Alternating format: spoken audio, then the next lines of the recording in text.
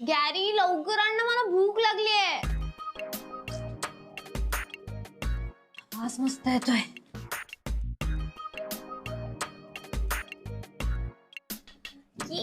Noodles आहेत आणि fries पण आहेत. Wow Gary, thank you so much. तू कसं जमतं यार, मला तर किचन मध्ये पण उभं नाही राहता येत जास्त वेळ. ठीक झालंय ना, नाही तर तुला नसेल आवडलं तर मी दुसरं काहीतरी करतो. अरे दुसरं कशाला, तू काय माझं सर्वंट आहेस का? आय नो तुला माझ्यामुळे खूप काम करावं लागतं यार, I am really sorry. But you know what baby, आपण ना खूप सर्वंट्स ठेवूया. आपण कंपनीचे ओनर झालो की आपण फूडसाठी एक सर्वंट ठेवूया, आपण किचन मध्ये काम करायला एक सर्वंट ठेवूया, डिशेससाठी एक सर्वंट ठेवूया, कपडे धुवायला एक सर्वंट ठेवूया. शनाया ऐक ना, तू म्हणतेस ते सगळं बरोबर आहे, पण हे असे पैसे उधळणं बरोबर नाहीये. अरे आता काय पैसे उधळले मी? अगं हेच तू सगळ्या गोष्टींसाठी मेड ठेव, सर्वंट ठेव म्हणतेस ते बरोबर नाहीये. आणि मुळात मी तुला सांगतोय, हे बघ. तू तर परत सुरू झालास ना, मला लेक्चर देणार आहेस का तू? शनाया मी एवढंच सांगायचा प्रयत्न करतोय, तू हे जे काही कंपनी टेक ओव्हर वगैरे म्हणतेस ना, हे करायची काही गरज नाहीये. आणि मुळात मला याच्यामध्ये अजिबात इंटरेस्ट नाही. हे बघ, मी तुझा नवरा म्हणून या घरात राहत असेल, पण त्या कंपनीशी माझा काही संबंध नाही. Gary, why are you saying this? कारण शनाया, ज्या लोकांनी माझा अपमान केलाय त्या लोकांशी आता मला कुठल्याही प्रकारचा संबंध ठेवायचा नाहीये. एक्झॅक्टली, म्हणजे तू हे कबूल करतोस की ह्या लोकांनी तुझा अपमान केलाय, हो ना? मग हे सगळं त्याच्यासाठी करतोय ना आपण, त्याच अपमानाचा बदला घेण्यासाठी हे सगळं चाललंय. त्यामुळे तुला आम्हाला हेल्प करावीच लागेल गॅरी. शनाया, मी तुला विनवणी करून सांगतो बाई, मला याच्यामध्ये नाही पडायचंय. पण तू असं का म्हणतोयस गॅरी? मी तुझ्या भरोश्यावरती त्या महाडिक आणि राजवाड्यांना प्रॉमिस करून बसलीये की तू आम्हाला हेल्प करशील. आता तूच बॅकआउट झालास तर कसं होईल? आणि आपल्या प्लॅनचा फर्स्ट स्टेप पूर्ण झालीये, आपण परफेक्ट डील साइन केलंय. शनाया, एक लक्षात घे, एकदा यश मिळालं ना की दरवेळेला मिळतच असं नाहीये. आणि तू एक गोष्ट लक्षात ठेव, ती राधिका आहे, Radhika. And you don't forget की मी शनाया आहे. गॅरी, तूही बघतोयस की मी खूप चेंज झाली, माझा कॉन्फिडन्स वेगळ्या लेवलला गेलाय. आणि गुड फॉर नथिंगने तर आता कबूल केलंय की आपल्या कंपनीचा एक रिप्रेझेंटेटिव्ह त्यांच्या कंपनीमध्ये असणार. तिने तसे पेपर्सही साइन केले. आता हे एवढं सगळं झालेलं असताना तू नाही म्हणतोयस, हे नाहीये फेअर. मी काय करू मग आता? काय मी जाऊ का रिप्रेझेंटेटिव्ह म्हणून? शनाया, मी परत ऐक ना, मला याच्यामध्ये काही इंटरेस्ट नाही. तुला जे करायचं ते कर, मी याच्यामध्ये पडणार नाही, please. Gary, this is not fair. तुला आम्हाला हेल्प करावीच लागेल, ओके? तुला यावंच लागेल. मी पण बघते तू कसा येत नाही.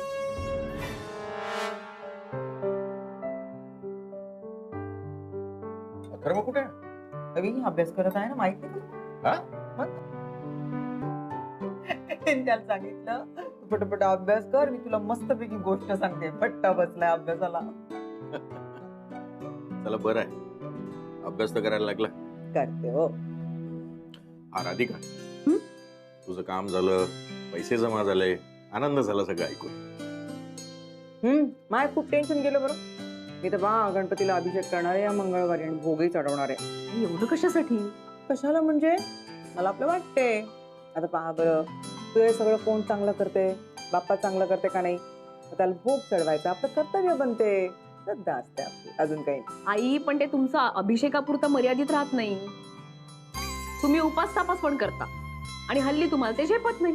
काही त्रास वगैरे होत नाही बरं. हा, थोडं पित्तच खवळते, पण काही नाही, गार दूध प्यायल्यानंतर बरं वाटतं. आणि तुझं सगळं चांगलं होईपर्यंत हे सगळं मी सोसणार आहे. बरं सांगा बरं हिला. राधिका, तू काळजी करू नको, ते सुरूच असणार आहे. तू तुझ्या कामाकडे लक्ष दे. हो बाबा, नाही आता भरपूर काम करायला लागणार आणि उद्यापासून आता सगळंच बदलणार आहे. त्या कंपनीचे रिप्रेझेंटेटिव्ह येणार आहेत ना, त्यांनाही सेटल व्हायला वेळ लागेल. रिप्रेझेंटेटिव्ह? हो, ते आता येणार आहेत. म्हणजे तसं आहे की तशी डीलच झाली होती मिस्टर लेलॅनबरोबर की आमच्या सगळ्या निर्णयांमध्ये त्यांच्या कंपनीचा कोणी ना कोणीतरी रिप्रेझेंटेटिव्ह असणार. त्याप्रमाणे येत आहेत उद्यापासून. आई बाई, म्हणजे तू नेहमी येऊन तुझ्यासोबत बसणार आहे का? हो आई. बाप्पा, नाही माणूस चांगला असेल तर ठीक. तो उगीच तुझ्या कामामध्ये लुडबुड करायचा पाय. नाही, तशी त्यांनी अटच टाकली होती म्हणून करायला लागलो. काळजी करू नको, सगळं चांगलं होईल.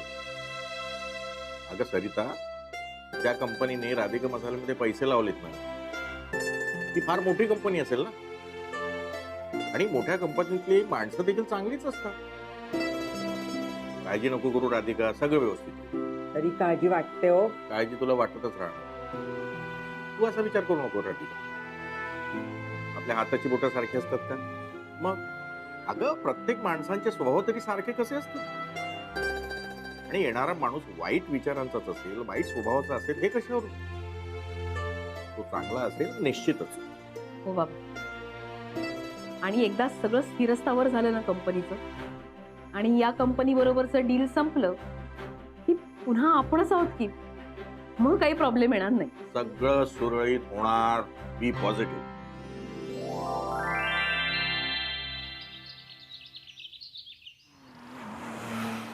ऐका ना, त्यांच्या स्वागताची तयारी प्लीज नीट करा. हा रघु, काही गोंधळ नको व्हायला.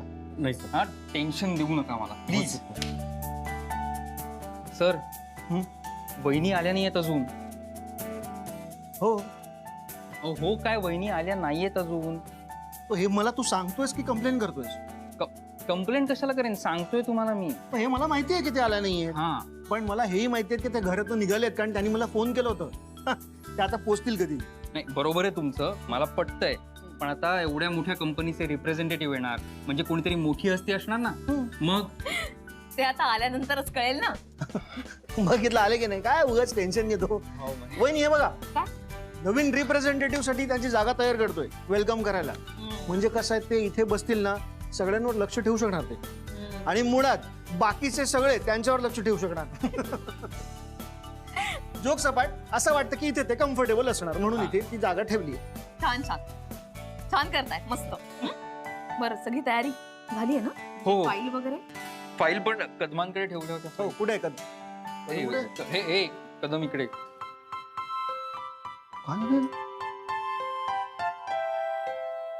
Kadam, good morning. काय कुठे हरवलात? काय बघताय एवढं खाली? नाही. आयुष्यात वर जायचं आपल्याला. म्हणजे वेलकम टू राधिका मसाले. हो सर. हो हो ना, माहिती आहे ना इथे आहात तुम्ही, तर चालेल ना? हो सर. फाईल दिली होती तुम्हाला फाईल? नवीन रिप्रेझेंटेटिव्ह साठी, विसरलात का? हा फाईल. हो हो सर, ते करतो मी. हा. मॅडम, तुम्ही अजिबात काळजी करू नका.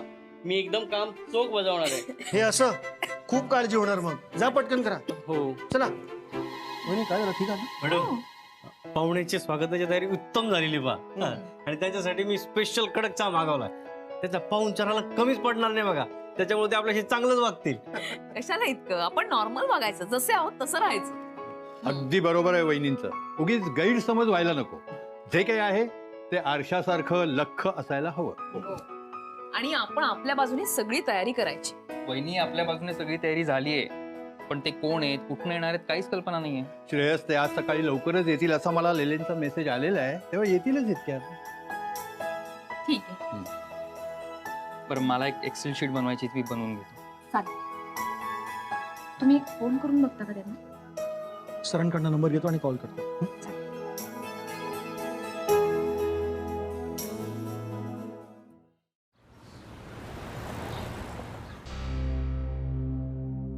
आणि काय तुम्ही चहावर घेणार का?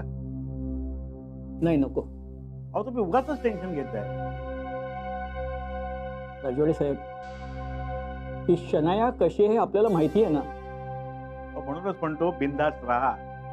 ही शनाय आपलं डोकं वापरून असं कितीसं काम करणार आहे. पण तुम्ही तर म्हणत होतात की गुरु तिच्या सोबत आहे म्हणून. म्हणूनच तुम्ही काहीही काळजी करू नका. काळजी अशी नाही हो, पण कधी कधी मला असं वाटतं की आपण शनायावर विश्वास ठेवून चूक तर करत नाहीत ना. अजिबात नाही. तुम्ही तसा विचार सुद्धा करू नका. शनायाचा कॉन्फिडन्स बघितलात ना तुम्ही. ती आपल्याशी असं डील करेल असं वाटलं होतं का? आणि तर बघा ना, आपण बाहेर असून सुद्धा राधिका मसाल्याचे 50% हिस्सेदार आहोत. कुणामुळे? शनायामुळे. मला एक सांगा, आपल्या डोक्यात हा विचार का आला नाही? एवढंच नाही, तिने एक अट सुद्धा घातलेली आहे की आपला एक रिप्रेझेंटेटिव्ह तिथे असणार आहे आणि राधिका मसाले त्याच्याशिवाय काहीही काम करू शकणार नाही. तिने राधिकाकडनं तसं लिहूनही घेतलंय आणि सह्याही घेतलेत. आता राधिका काही परत फिरू शकणार नाही. बरोबर आहे की नाही? ते बरोबर आहे, पण ह्याच्या मागे नक्की कोणाचं तरी डोकं आहे. एनिवे शनायाने जे काही केले ना ती कमाल केली. बघितलं ना, आपण पैसे तर पाठवलेच, पण आपण आपला एक रिप्रेझेंटेटिव्ह सुद्धा पाठवणार आहोत आणि राधिका त्याच्याशिवाय काहीही करू शकणार नाही. हो ते बरोबर आहे, पण शनाया आता कोणाला पाठवणार आहे हे काही कळत नाहीये. म्हणजे कोण असेल तो, त्याची कपॅसिटी काय असेल, तो लिहिले तर नाहीये ना. नाही लिहिले नाही, ती म्हणाले ना दुसऱ्या कोणाला तरी पाठवणार आहे म्हणून. आता ती ज्या कोणाला पाठवेल तो माणूस राधिकाच्या तोडीस तोड असला पाहिजे. याच्या पुढे प्रत्येक पाऊल राधिका विचार करून टाकणार. त्यामुळे शनाया आता कोणाला पाठवते काही काही कळत नाहीये. कोण म्हणजे काय, तिथे फक्त एकच लायक माणूस आहे.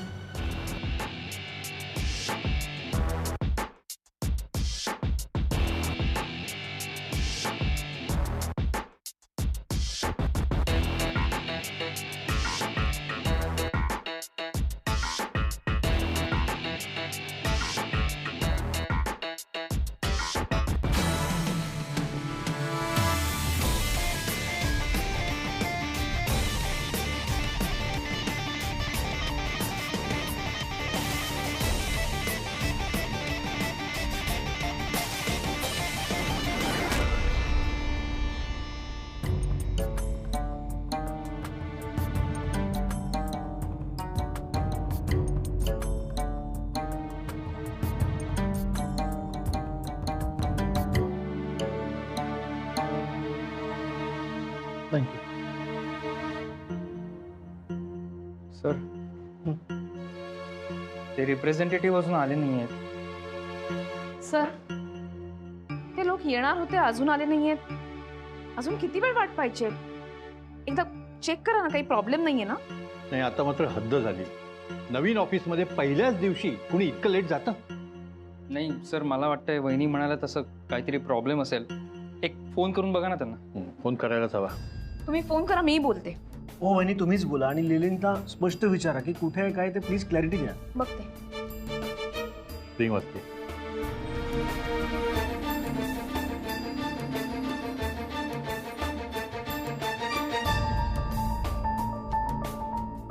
हॅलो सर, राधिका सुभेदार बोलते.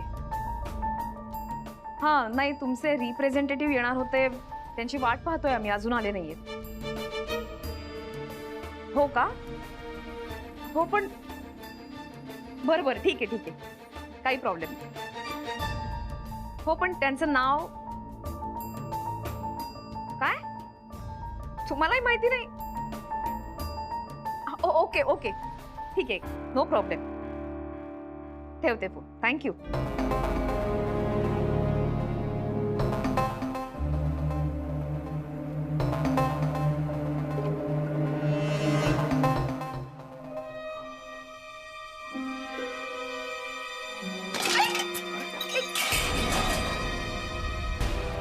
Sorry sorry I. दिसत नाही का? एक का केलं तू? सगळं सांडून टाकलं. मी एक नको, काही गरज नाहीये पकडायची वगैरे. तू जाऊ दे. पहा बरं हे का केलं ते. मी आपली चालली होते तर येऊन धक्का दिल. अरे बैताडा, परमेश्वरान डोळे दिले आहे ना, मग पाहून चालता येत नाही का तुला? नाही सॉरी, ते माझं लक्ष नव्हतं बाबा. बाबा वगैरे बोलायचं नाही मला. तुझा माझा काही एक संबंध उरलेला नाहीये, कळलं? शाला इथे राहायला आला माहिती नाही. अहो पण ते ठेवते. जा ना, तर काहून उभा आहे ते मधात?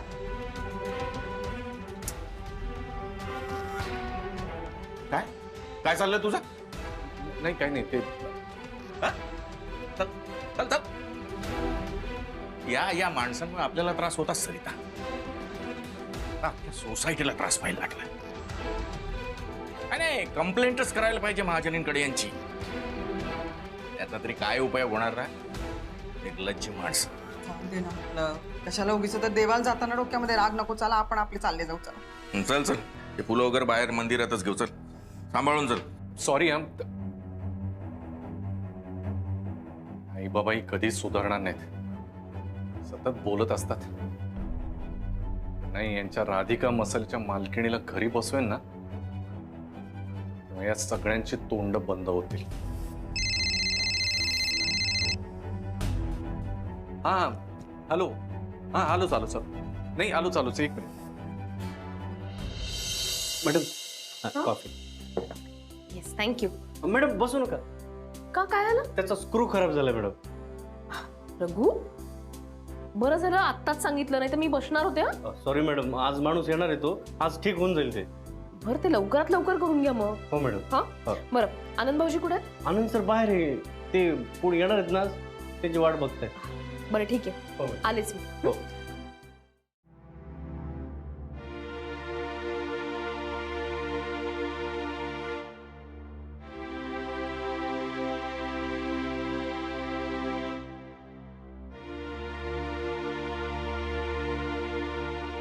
हे काय आता मात्र हद्द झाली.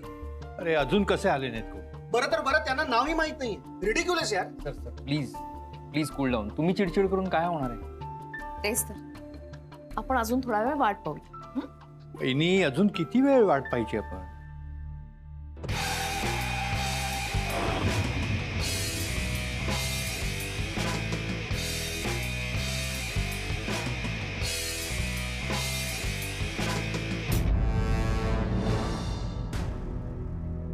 आत्तापासून शिस्त नाहीये त्या माणसाला.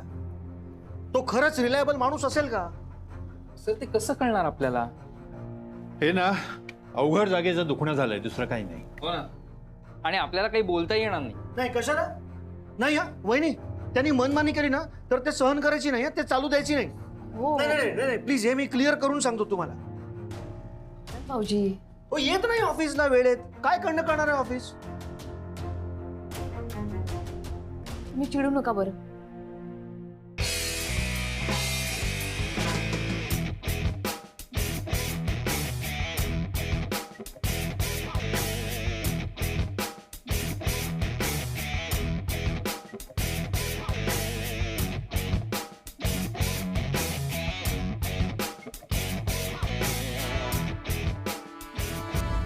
हो चिडून पॅनिक होऊन काही उपयोग आहे का? हाच त्यांचा पहिला दिवस आहे, आपणच ऍडजस्ट करून घ्यायला हवं ना.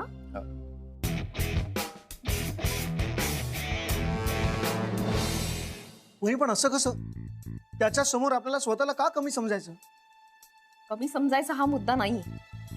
आता आपल्याला त्यांची गरज आहे, त्यामुळे जी कुठली व्यक्ती येईल त्या व्यक्ती बरोबर आपल्याला ऍडजस्ट करून घ्यायलाच लागणार आहे. Absolutely right. जी कोणी व्यक्ती येईल त्यांच्या बरोबर तुम्हाला ऍडजस्ट करून घ्यावंच लागेल, आणि ती व्यक्ती मी आहे, शनाया सबनीस.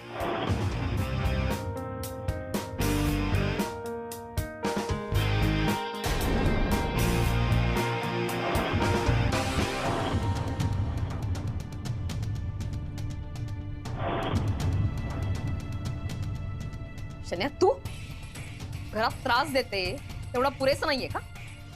इथे कशाला आलीस?